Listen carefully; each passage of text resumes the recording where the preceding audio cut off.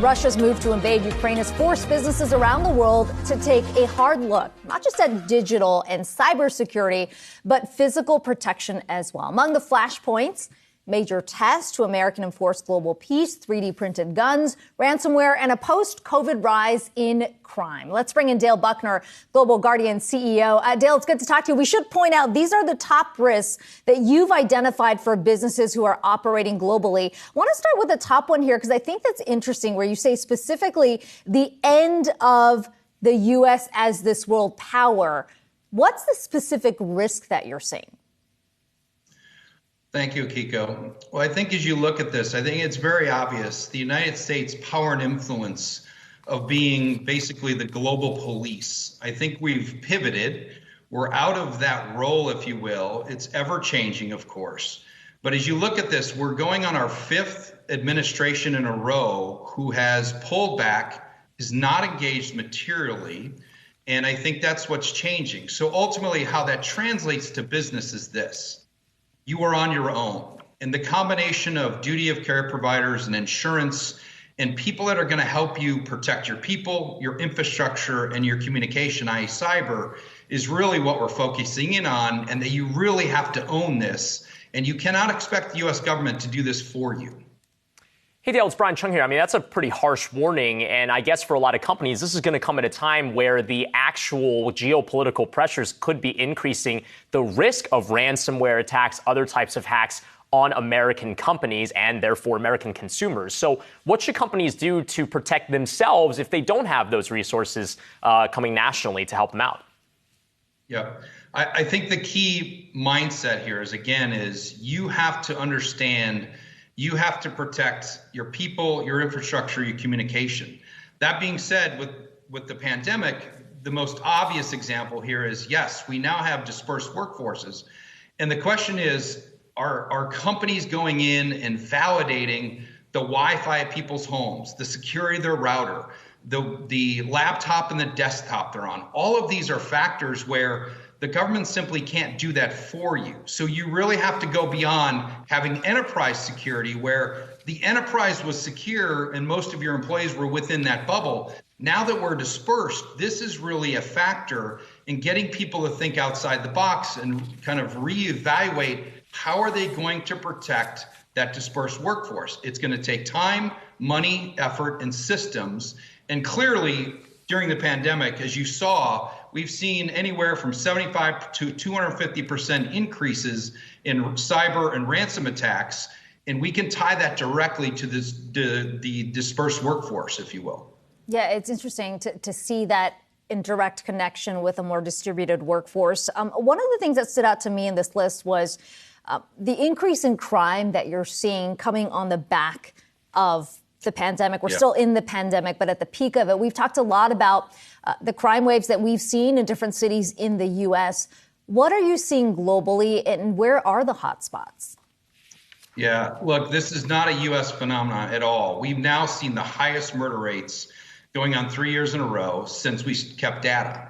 That fact, if the richest, wealthiest country in the world, being the United States, is having that issue, you can imagine what's happening in Honduras and Brazil and parts of Africa and parts of the poorer parts of Asia. The reality is this is everywhere. So the obvious and most direct connection to the United States is Mexico. The murder rate is up over 30%. It hasn't come down. And there is a direct tie and correlation to what you're seeing with human trafficking, the drug cartels and their activities as they cross the border and so on and so forth. But this really does apply across the board. Brazil has seen it. Parts of Asia have seen it. Certainly what you've seen in Syria, Iraq, Nigeria, Kenya, all of those countries are experiencing wildly increased rates in murder and violent crime. And then, Dale, I also want to kind of talk about another big topic, which is cryptocurrencies. That's something that is really, in the forefront, especially as a lot of people are actually losing money on this market volatility. Now, that's also a big target for a lot of hacking ransomware, which we were talking about in the middle of this interview. What do you see in terms of that as a target in 2022? Yeah, we think it continues. Although cyber ransom rates have actually come down, the hackers have figured out ways to maneuver. So now they're targeting smaller to medium-sized companies. And then people that jumped into the crypto game, if you will, basically were operating without appropriate security of their router and their Wi-Fi and their machine. And then they became easy targets. We don't think, as long as this is available publicly, that you're going to see cryptocurrency come off the list as a high value target with a very, very low probability of being caught. So therefore, as we continue this, as long as it's out there to the public, we're going to continue to see very high rates of hacking within that form. And finally, Dale, you've always got a good pulse on business sentiment. Last time we talked to you, we talked about the risks facing a lot of these Western companies who are operating in Ukraine, in Russia. It feels like there's a real reassessment that's happening among these multinational companies about the risks stemming from geopolitical issues, those operating in places like China who are now looking at this potential for some kind of threat, some kind of invasion, however you want to characterize it, going into Taiwan. Is that leading to a lot of companies deciding to pull back and maybe shrink their global footprint?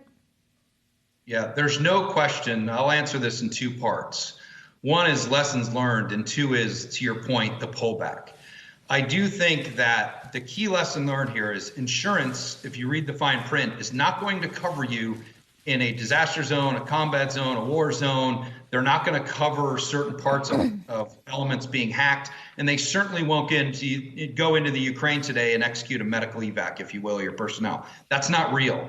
Most duty of care providers will not do any of those things either. So I think the acknowledgement of the weakness of insurance and duty of care providers contractually has been now really exposed in the last few years with all the global events. The second half of your question is, yes, we are seeing our Fortune 1000 clients reassess who is key and essential.